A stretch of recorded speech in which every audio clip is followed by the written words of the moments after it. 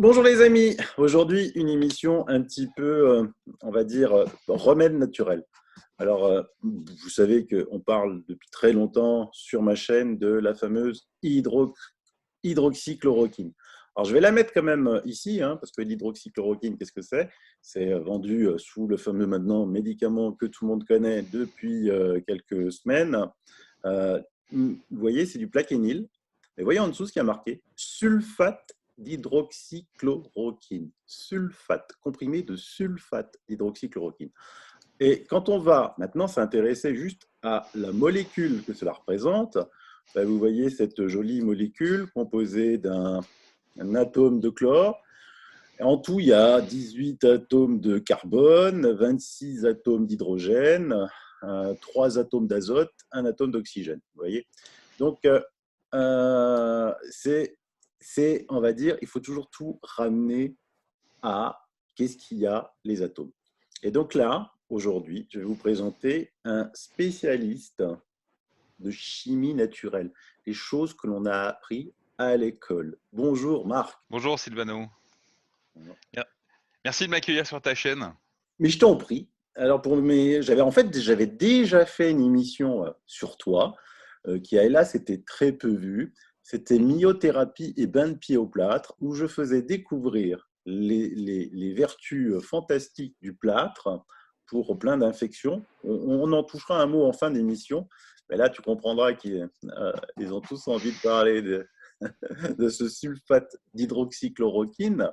Alors, présente-toi un peu, toi, parce qu'un peu, toi, à la base, tu es ingénieur informaticien jusqu'en 2012 où tu t'es intéressé à la chimie. Voilà, tout à fait. Alors, effectivement, j'ai une formation d'ingénieur en informatique. Au cours des dernières années, bon, pendant à peu près 10 ans avant d'arrêter l'informatique, je me suis formé à beaucoup de choses, hein. J'ai essayé de comprendre, être dans une logique de recherche. J'ai rencontré un homme qui est ingénieur géologue, qui s'appelle Philippe Perromino, et qui avait commencé à réfléchir justement avec sa vision de géologue sur les fondamentaux de la vie. Tout en se rappelant par exemple que nous sommes composés des mêmes atomes que la croûte terrestre, que ces atomes sont clairement identifiés dans les métabolismes du corps. Et en 2012, donc, j'ai décidé d'arrêter l'informatique et de me lancer dans l'aventure avec Philippe pour la diffusion de ces connaissances qu'il a synthétisées en fait dans une discipline effectivement qui s'appelle la chimie naturelle du corps humain. Alors cette chimie, elle est très simple, hein, parce que en fait, ce qui se passe, c'est qu'aujourd'hui, on a complètement oublié le fait que la vie est chimique. Pas une chimie d'apprenti sorcier, hein, pas une chimie de l'homme, mais une chimie simplement naturelle. On respire, on se voit, le système nerveux fonctionne, etc. Tout ça, c'est de la chimie, et de la chimie élémentaire et de la chimie naturelle. Voilà. Et oui, parce que souvent, on oublie de préciser que c'est pas quand on pense chimie, on pense à ces grosses industries qui déversent des polluants et qui fabriquent des choses pas très sympas. Mais quand on parle de chimie naturelle, c'est que un végan, quand il se dit végan, il va manger, moi, je sais pas moi, des pousses de bambou. Les pousses de bambou, quand on va aller au fin fond de qu'est-ce qu'il y a des atomes, tout simplement, des molécules.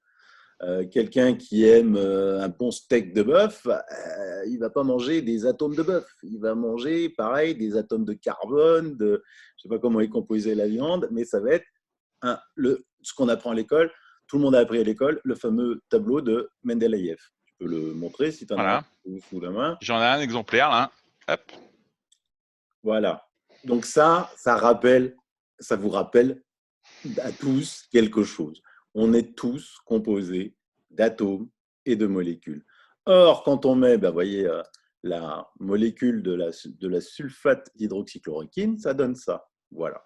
Donc, à partir de là, vous avez fait des recherches. Tout à fait.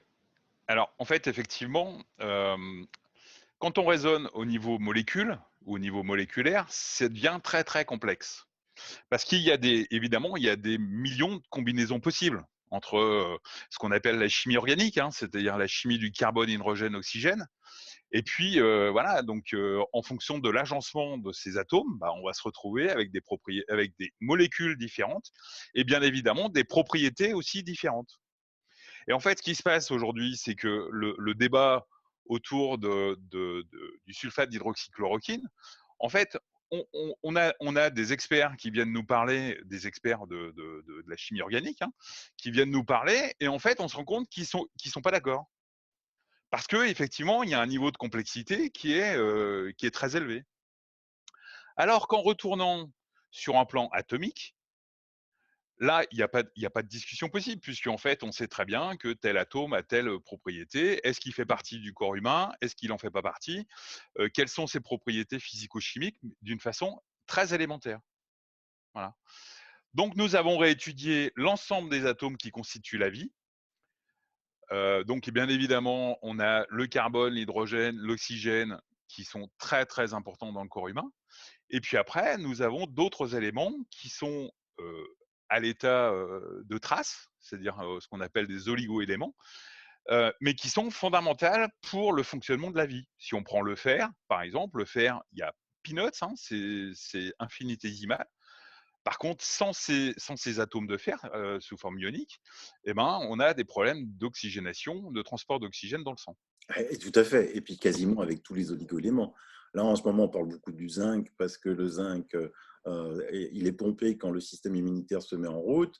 On parle beaucoup de soufre, on parle beaucoup de plein d'éléments qui servent à quelque chose. Ce qui est important dans ce que dit Raoult avec l'hydroxychloroquine, c'est que ce n'est pas remède miracle, mais ça réduit la charge virale.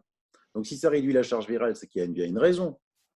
Tout à fait. En fait, ben, ce qu'il explique, en fait, c'est qu'effectivement, ce sulfate d'hydroxychloroquine va acidifier en fait des zones je crois qu'il appelle ça les sachets de la cellule. Donc, en modifiant le milieu, en acidifiant le milieu, puisque en fait, il faut quand même pas oublier que la vie a un principe acide, hein. Le A de ADN veut dire acide.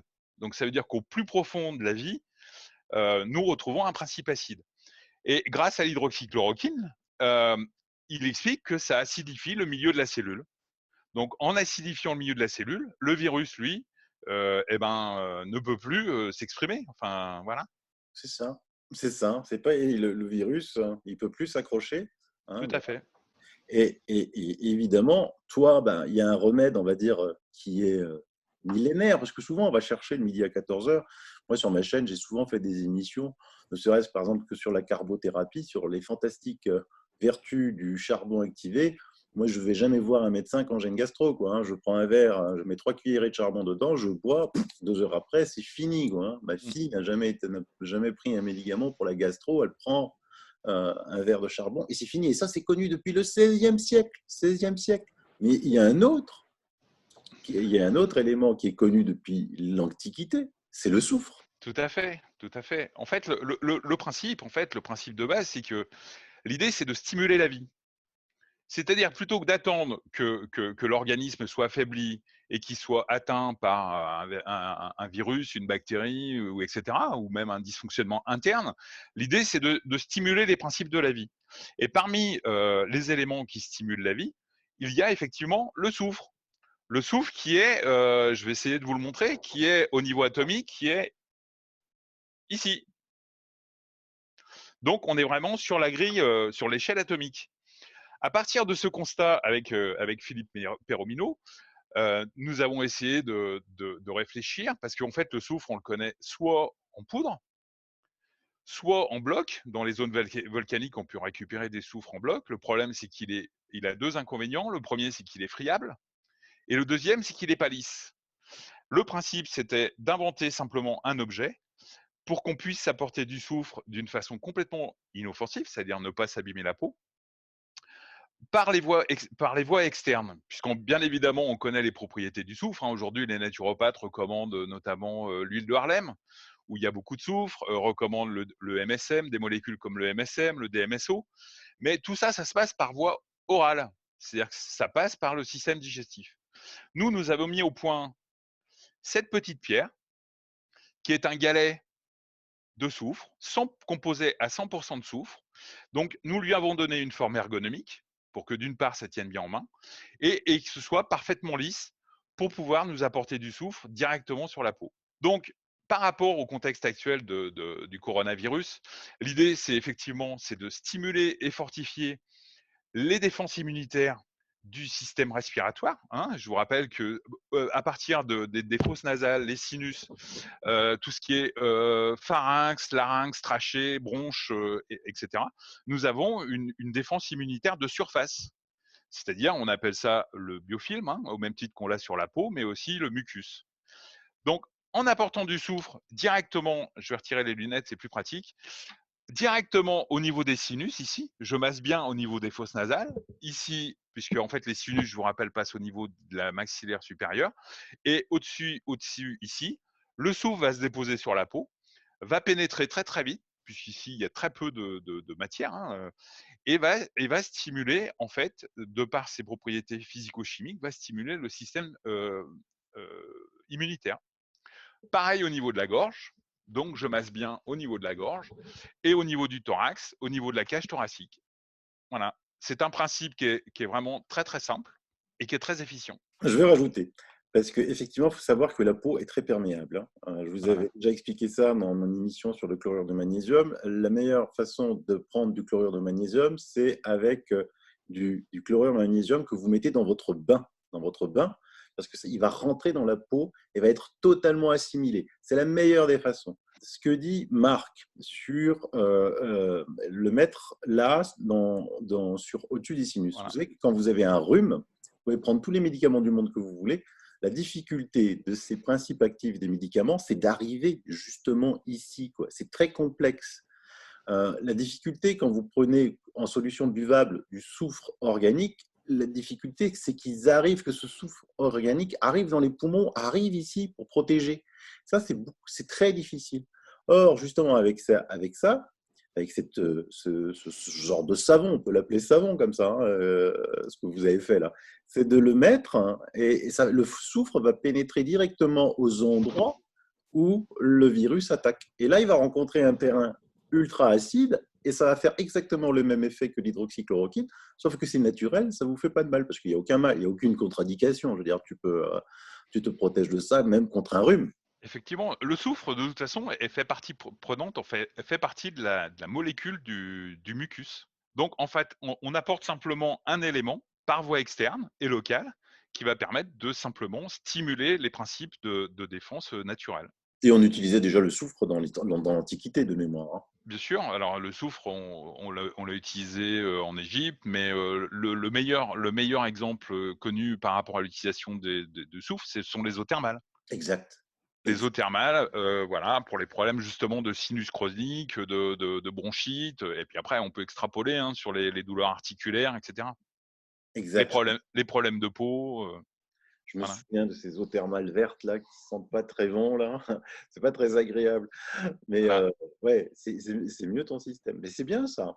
voilà. Ouais. Donc c'est vraiment très, très simple, hein.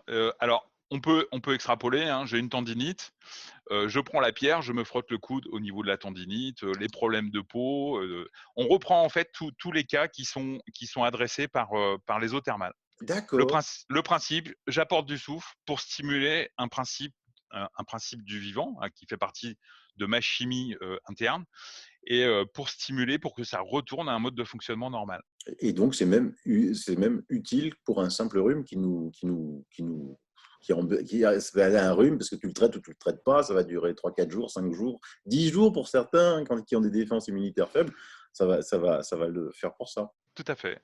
Alors l'idée, effectivement, on peut, dans ce contexte, on peut bien évidemment faire du préventif, hein. Et là, par rapport au Covid, par rapport au coronavirus, l'idée, c'est vraiment de faire du préventif, de stimuler ces défenses immunitaires pour que, ben, le virus, il va peut-être passer, mais d'une façon complètement inaperçue. Oui, comme dans 80% des cas. De toute façon, c'est Voilà, pas quelque chose qui fait du mal, c'est voilà. quelque chose qui peut que vous aider à avoir un stimulant et c'est bien. On Voilà. en profite, Marc. Tiens, on parle du plâtre parce que mon émission sur le plâtre a fait très peu de vues, quoi. Qu'est-ce que tu as découvert sur le plâtre? Parce que moi, je rappelle, hein, j'avais des bains de pieds au plâtre, mais alors, vous ne pouvez pas vous imaginer ce que ça fait du bien. Mais vous avez des bandelettes même carrément de plâtre maintenant. À partir de ce tableau, hein, le tableau de Mendeleïev, en fait, on a étudié donc à partir du soufre, hein, parce que vraiment la clé, ça a été le soufre. de voir les interactions qui se passaient, parce qu'effectivement, on a des atomes, mais tout ça, ça fonctionne dans une logique, et il y a des interactions qui sont naturelles. Il y a des choses qui fonctionnent ensemble, et voilà. Donc, on a découvert que le soufre avait une très très grande complicité avec le calcium. Le calcium, alors, on a l'habitude de penser que le calcium, c'est dans les os, c'est dans les dents, et que c'est figé. Eh ben non, le calcium, ça circule. Effectivement, il y en a une très très grande partie qui est figée dans les os et dans les dents, et on a 1% qui circule. Ça fait fonctionner le cerveau, les yeux, toutes les glandes endocrines, etc. Donc à partir de là, on s'est dit, mais comme au départ Philippe est ingénieur géologue et qu'on connaît très très bien les milieux minéraux, enfin le milieu des pierres, on s'est dit, mais soufre et calcium, ça fait partie de la famille des gypses. Les gypses, ce sont des sulfates de calcium. Donc les gypses, c'est une grande famille. Hein. Il y a le gypse fibreux, la rose des sables est un gypse, par exemple. La sélénite, le gypse transparent, le gypse fer de lance, etc. Il y en a vraiment énormément. Et l'homme fabrique quelque chose avec le gypse.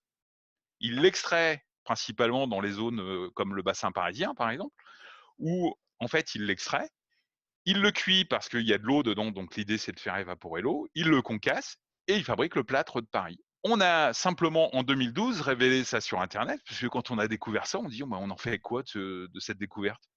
Et on l'a mis sur Internet en disant cadeau pour l'humanité. Parce que c'est vraiment une clé de la chimie du vivant, soufre et calcium. Donc deux modes d'utilisation, soit en main de pied, c'est-à-dire je prends une cuvette d'eau, je mets 2 cuillères à soupe de plâtre, hein, ça suffit largement. Je fais des bains de pied 1/4 d'heure par jour sur plusieurs jours, et il y a déjà beaucoup de choses qui vont se passer. Ou si j'ai vraiment des douleurs, vraiment une douleur chronique, ouais, vraiment le truc qui s'est encastré, une douleur au niveau de l'épaule ou etc. Dans ce cas-là, ce qui est génial, c'est que effectivement l'homme fabrique aussi les bandes de plâtre. On s'en servait à l'époque pour simplement immobiliser un bras lors d'une fracture. Et ce qui était génial, c'est que les anciens avaient certainement compris que quand on a une fracture, on avait besoin de calcium. Donc là, le calcium, on l'avait en proximité, et en plus, on avait le soufre avec. Et donc, cataplasme avec des bandes de plâtre. Et donc, le plâtre a plusieurs vertus. Il est analgésique, donc de toute façon, il va obligatoirement soulager. Et d'autre part, eh ben, ça permet de recharger les tissus en soufre et en calcium. Ouais, c'est Voilà. extraordinaire, c'est extraordinaire. Mais en précisant, plâtre de Paris, parce qu'il faut pas, il faut faire attention, Oui. pas que vous ayez dans votre magasin de bricolage et acheter du plâtre, parce que souvent les spécialistes mettent un peu de saloperie dans le plâtre. Effectivement, ils peuvent mettre des retardateurs ou des accélérateurs, etc.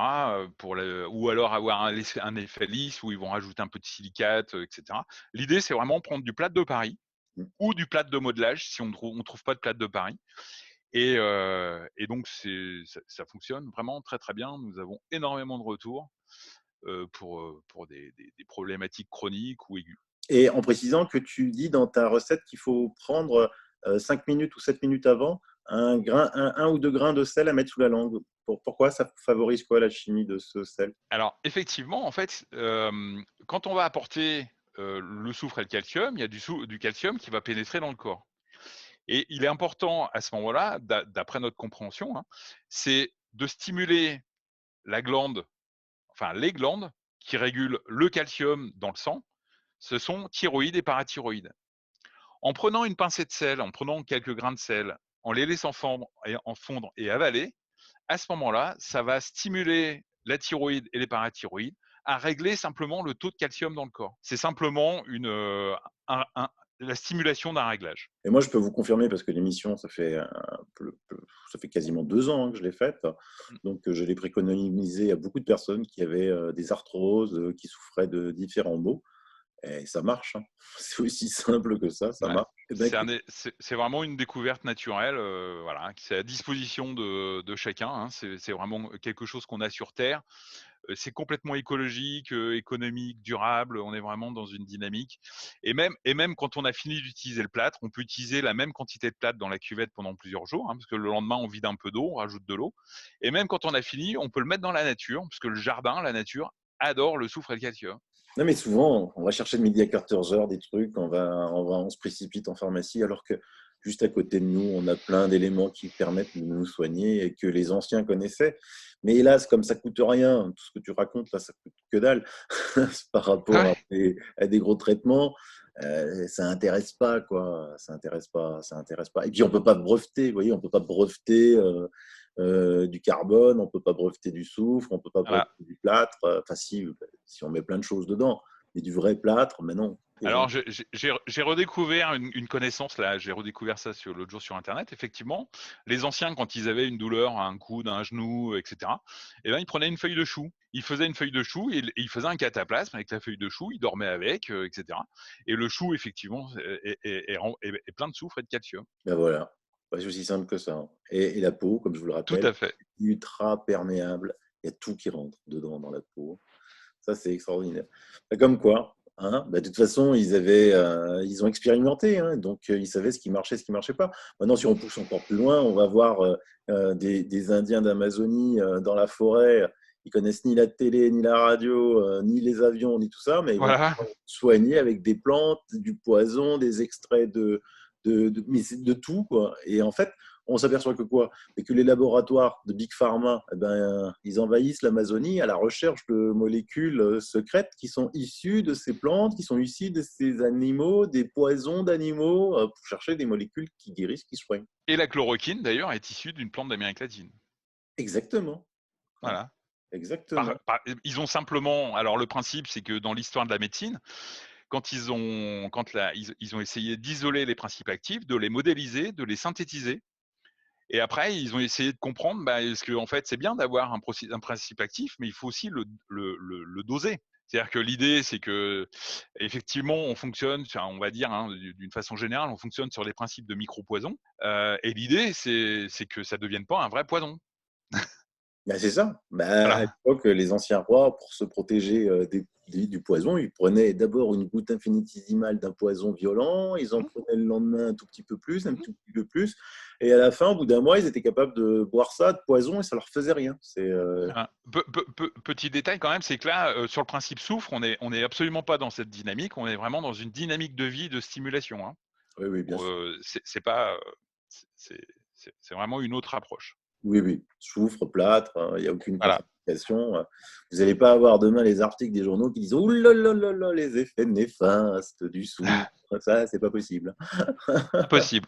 Alors, juste pour illustrer mon propos, vous voyez, ça, c'est un livre que j'ai trouvé, un livre d'occasion, comme vous le constatez, hein, un livre qui date de 1932, Oh punaise. écrit par Looper, qui est, je crois qu'il était prof de médecine à la fac de médecine de Paris. Et donc, il y a 300 pages sur le soufre, dont évidemment un gros chapitre sur les eaux thermales. Oui, mais tu m'étonnes, ce genre de livre ne sera jamais réédité, quoi, parce qu'on va le fusiller, quoi. C'est pas assez cher, c'est pas assez cher. Hein. Eh bien, écoute, Voilà. Marc, vraiment, c'était vraiment super sympa. Je vais évidemment mettre le lien de Marc de Chimie Naturelle, vous le voyez un petit peu derrière, c'est Mhm. chimienaturelle.fr, hein, si tu peux un peu te déplacer à gauche, non, de l'autre côté, voilà, www.chimienaturelle.fr, mais je vais le remettre dans les liens. Et puis, pour ceux qui ne trouvent pas les liens que je mets sous la vidéo, je mets mon adresse email, vous pouvez m'écrire et je vous donnerai le lien de Marc pour commander, si vous le voulez. Hein. Merci à toi. Et puis, portez-vous bien. Stimulez vos défenses immunitaires. Normalement, ça devrait bien se passer. Et à très bientôt. Stimulez vos défenses immunitaires et ne stressez pas. À bientôt. Bye Voilà. bye. Au revoir.